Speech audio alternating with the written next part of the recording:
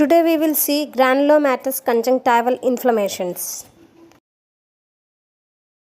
Granulomatous conjunctival inflammations. They are characterized by proliferative lesions which usually tend to remain localized to one eye and are mostly associated with regional lymphadenitis.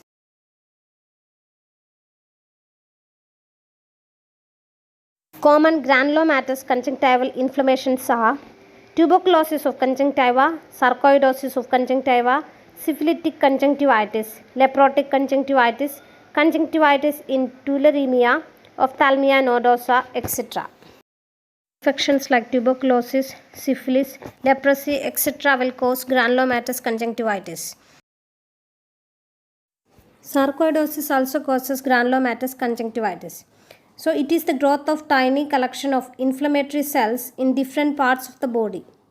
The growths most commonly occur in the lungs, lymph nodes, eyes and the skin.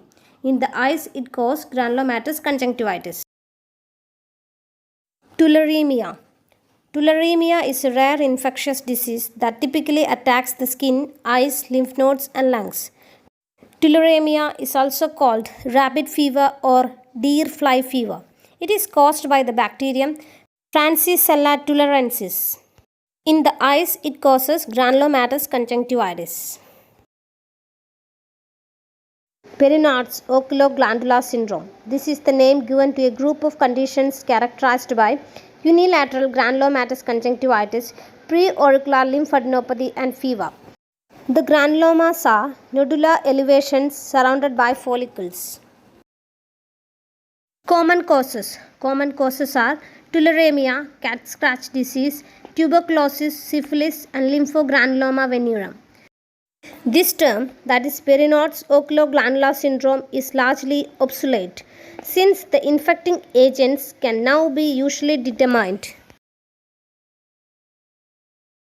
Ophthalmia nodosa, caterpillar hair conjunctivitis. It is a granulomatous inflammation of the conjunctiva characterized by formation of a nodule on the bulbar conjunctiva in response to irritation caused by the retained hair of caterpillar. This disease is therefore common in summers. In this picture you can clearly see the caterpillar hair.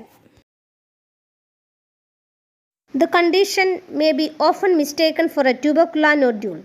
Histopathological examination reveals hair surrounded by giant cells and lymphocyte. Treatment consists of excision biopsy of the nodule. That's all for today. Thank you for listening.